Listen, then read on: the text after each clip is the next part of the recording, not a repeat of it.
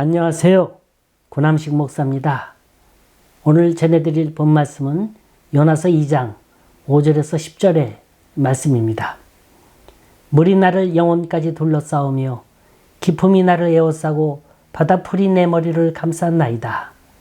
내가 산의 뿌리까지 내려가 싸우며 땅이 그 빗장으로 나를 오래도록 막아 싸우나 나의 하나님 여호와여 주께서 내 생명을 구덩이에서 건지셨나이다.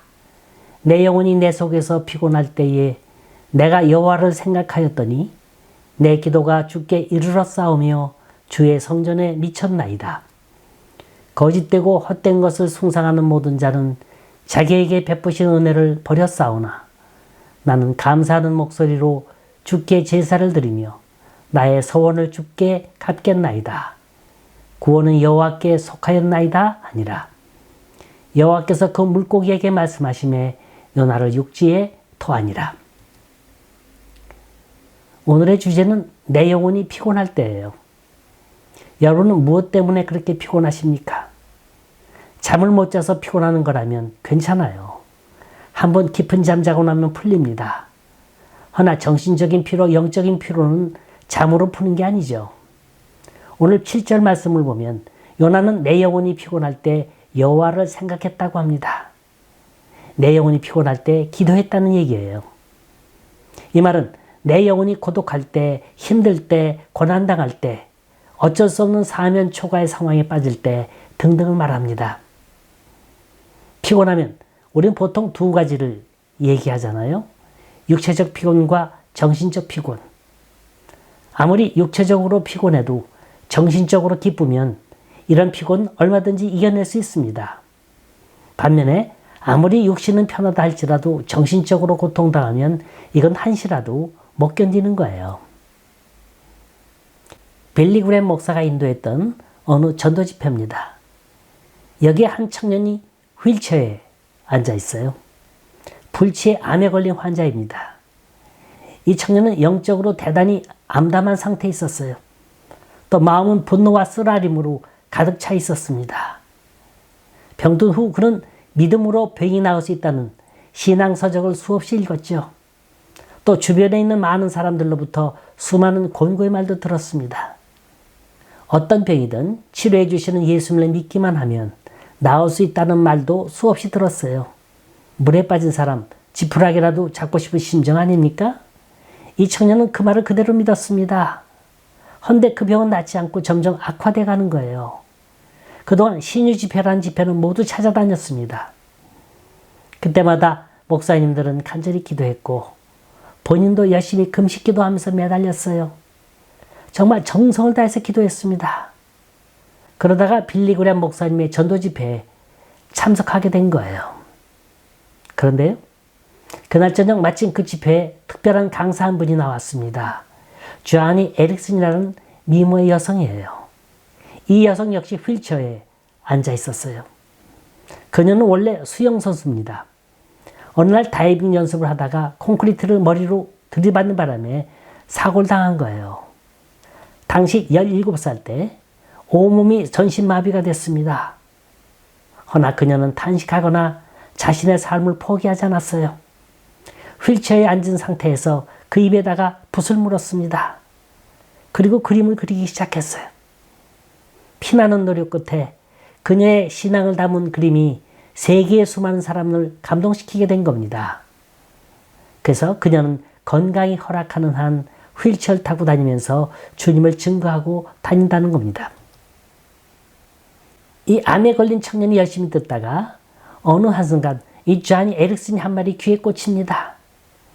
이 여인이 이런 말을 하는 거예요. 자기에게 어느 날 하나님의 은혜가 임했다는 거예요. 그 은혜는 자기 몸을 낫게 해주는 은혜가 아니라 자기 병든 마음을 고쳐주는 은혜였답니다. 그 후로 자기는 새 마음, 새 의미, 새 방향의 삶에 따라 하루하루 행복하게 산다는 내용의 간증이었어요. 이 청년은 이 여인의 말을 듣고 가슴이 콩당콩당 뜁니다. 아, 맞다. 지금 내가 앓고 있는 병은 육체의 병이 아니라 마음의 병이다. 지금껏 내 병이 낫지 않은 건 믿음이 부족해서도 아니고 그 누구 때문에 의한 것도 아니다. 그동안 나는 하나님께서 나를 사랑하시는 뜻을 너무나도 몰랐다. 이렇게 해서 이 청년은 새로운 삶을 찾게 됐다는 얘기입니다. 자, 그렇다면 영적인 피곤은 고칠 수 없는 거냐? 불치의 병이냐? 아니면 고칠 수 있는 거냐? 만일 고칠 수 있다면 그 길은 뭐냐? 이게 오늘 말씀의 골자입니다. 영적 피곤이란 의로운 일에서 오는 게 아니라 반대로 죄 짓고 나서 옵니다. 일단 죄를 지으면 그 죄를 가리우기 위해 피곤한 거예요. 요나를 보세요. 얼마나 피곤합니까? 하나님의 명령을 어기기는 왜 어깁니까? 뻔히 아플 줄 알면서, 고통당할 줄 알면서. 그러면서 이상하게도 인간은 자꾸 거꾸로 가는 본성이 있어요. 하라는 일보단 하지 말라는 일만 골라서 합니다. 이건 아담과 하와 때부터 내려온 인간의 원죄에서 비롯된 거예요. 또 하라는 일보단 하지 말라는 일이 더 쉬워요. 더 편하고 좋습니다. 그래서 한번 늪에 빠지게 되면 자꾸 빠지게 돼 있는 거예요. 자, 이럴 때 정신적 고통, 영적인 고통의 늪에 빠져서 허우적거릴 때 우리는 어떻게 해야 합니까? 첫째, 현실을 인정하라고 합니다. 많은 사람들이 자기의 문제를 풀지 못하는 경우는 현실을 그대로 인정하지 못하는 데 있는 거예요. 요즘 10대 청소년들에게 찾아가서 한번 물어보세요. 너 꿈이 뭐냐? 뭐가 되고 싶으냐 물으면 상당수가 가수가 되고 싶대요. 멋진 배우가 되고 싶답니다. 이들 눈엔 그게 화려한 것 같죠? 멋진 것 같죠? 허나 그들도 인기가 떨어지면 아주 심한 슬럼프에 빠지고 맙니다.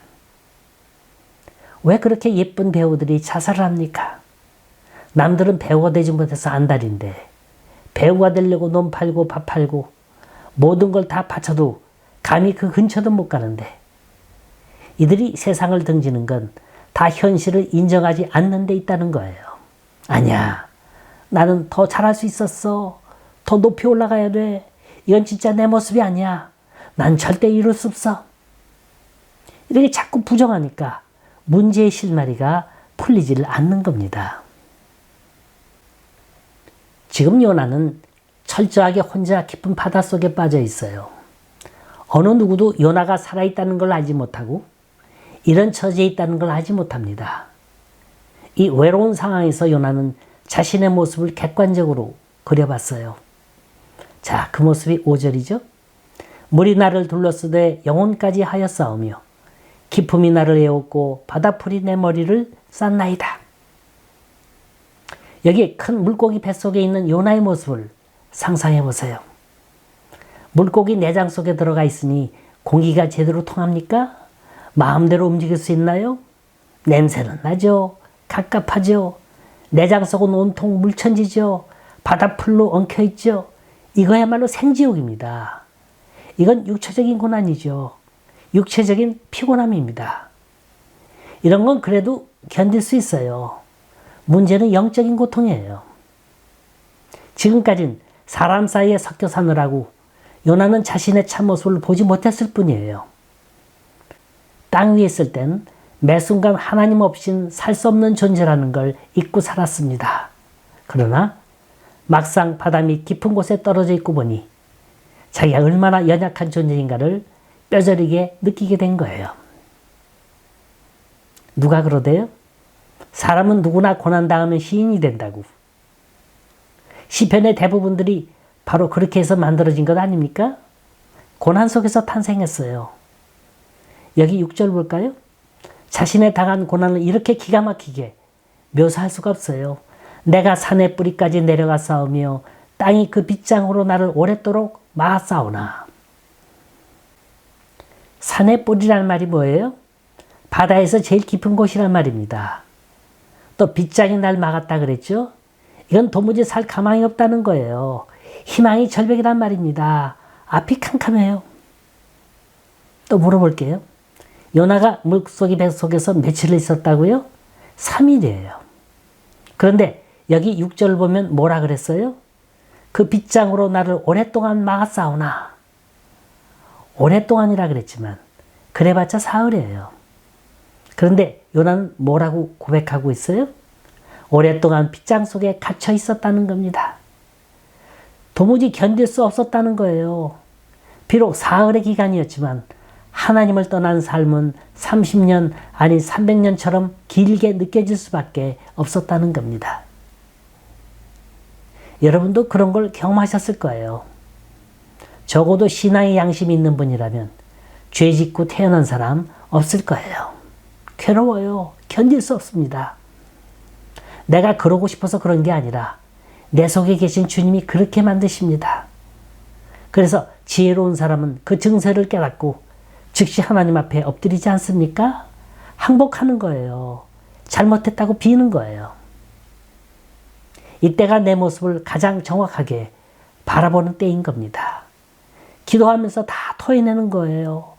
눈물, 콧물, 뒤범벅이가 되어서 처절하게 울부짖는 겁니다. 그 울부짖는 기간이 대체 얼마가 되겠어요? 길어봤자 몇 시간, 길면 며칠 될 거예요. 하지만 그 순간이 오랫동안 나를 막은 죄의 장벽을 허무는 순간일 겁니다. 자, 이 오랫동안이란 말이 지닌 의미를 알겠어요? 죄로 고통하는 순간, 불순종에서 괴로워하는 순간이 이처럼 길게 느껴지는 겁니다. 요나는 기도하면서 적어도 3가지 사실을 깨달았습니다. 첫째, 하나님은 어디에나 계신다. 예전엔 하나님은 이스라엘에만 계신 줄 알았죠. 그래서 이스라엘만 떠나면 하나님이 관여하지 못하시는 줄 알았습니다. 그래, 피하자, 도망가자, 숨자, 될 수 있는 대로 멀리, 할 수 있는 한 깊숙이, 꼭꼭 숨어라, 머리카락 보인다. 그러다가 진짜 멀리 바닷속 깊은 곳까지 들어오게 됐습니다. 말대로, 생각대로 된통 한 대 얻어맞은 거예요. 이때 비로소 요나는 깨닫게 된 거죠. 그거 아닐세. 내가 도망친다고 될 일 아니네. 내가 꿰버린다고 될 일 아니네. 하나님이 이렇게 가까이에서 나를 붙들고 주관하고 계시는 줄은 미처 몰랐다고. 요나는 고통을 맛보고 고통 속에서 역사하시는 하나님의 깊은 섭리를 깨닫게 됨에 따라 비로소 영적인 눈이 뜨이게 된 거예요. 아픈 만큼 성숙한다는 말이 있지 않습니까? 처음엔 나 혼자인 줄 알았죠. 천만에 하나님은 언제나 함께 하셨어요. 요나는 그걸 깨달은 겁니다. 오늘날 많은 그리스도인들이 자신의 문제를 풀지 못하는 건 이런 고생한 사람 나밖에 없다. 나보다 더 힘든 사람이 있어 어디 한번 나와보라 그래. 모두 이런 생각을 하기 때문이에요. 모두가 다 한결같아요. 어느 누구도 예외가 없어요. 나만 유독이 인생의 빗장이 걸려 꼼짝달싹 못하는 것 같습니다. 이러면 누구나 2가지 중 1가지 반응을 합니다. 긍정적인 반응과 부정적인 반응인데 대부분 성숙하기 이전의 단계는 부정적인 사고에 머뭅니다. 하나님, 저한테 무슨 유감 있나요? 왜 저만 주목해서 못 살게 구십니까? 유감 있으면 말로 하세요. 분명히 하나님 날 사랑하고 계신 것 같은데 이해는 안 가고 현실에 적응이 안 되는 거예요. 그 이유는 사고의 초점을 하나님께 맞추는 게 아니라 나에게 맞추기 때문이에요. 그러다가 인생의 막다른 골목에 다다르게 될 때 더 이상 나아갈 길 없고 더 이상 피할 길 없을 때 모든 걸 내려놓는 거예요. 항복하는 겁니다. 내가 철두철미하게 깨지기 전까진, 부서지고 낮아지기 전까진 모든 게 원망스러웠어요. 한스러웠습니다. 근데 이젠 아니에요. 모든 게 감사해요. 하나님이 왜 이렇게까지 하셨는지 이해할 것 같아요. 만일 이렇게 하시지 않았다면 나는 하나님께로 나아갈 수 없었을 겁니다. 이걸 깨닫게 될 때 하나님은 어디에나 계신다는 걸 체험하게 되는 겁니다.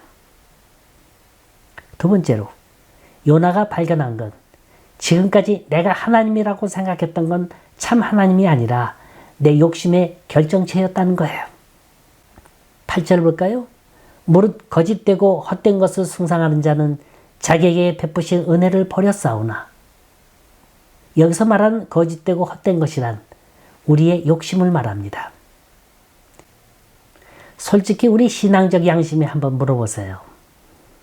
우리가 하는 기도의 내용들이 한결같이 다 누굴 위한 겁니까?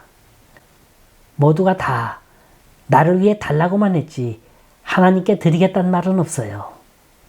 하나님을 믿는다는 게 솔직히 내 욕심을 이루기 위한 수단에 불과하지 않았나요? 그래서 하나님은 언제나 뒷전이었어요. 내 욕심이 앞서면 하나님이 안 보입니다. 이게 문제인 거예요. 영국의 시인 카라일은 인간은 환경을 만드는 건축가라 했습니다. 내가 어떤 신앙을 가지느냐, 내가 하나님을 어떻게 섬기느냐, 내가 신앙생활을 어떻게 하느냐에 따라 내 인생이 영광스러운 쪽으로 변할 수도 있고 볼상스러운 쪽으로 변할 수도 있는 겁니다. 주일 성수요? 이것 우습게 보지 마세요. 이건 하나님이 이해시켜서 되는 일 아닙니다. 절대적인 명령이에요. 지키라 하면 무조건 지키는 거예요. 그런데 이걸 막는 게 뭡니까? 욕심이에요. 이것 없으면 난 못 사는데, 이것 없으면 난 집회이모트를 못 하는데, 이것 없으면 그로소리를 못 사는데. 그건 우리 생각이죠. 주님이 산상수훈에서 뭐라 그러셨나요? 너희는 먹을 것, 마실 것, 입을 것 위에 염려하지 말라. 공중 나는 새를 보라, 들에 핀 백합화를 보라. 이런 것들도 내가 먹이고 입히시거든 하물며 너희일까 보냐.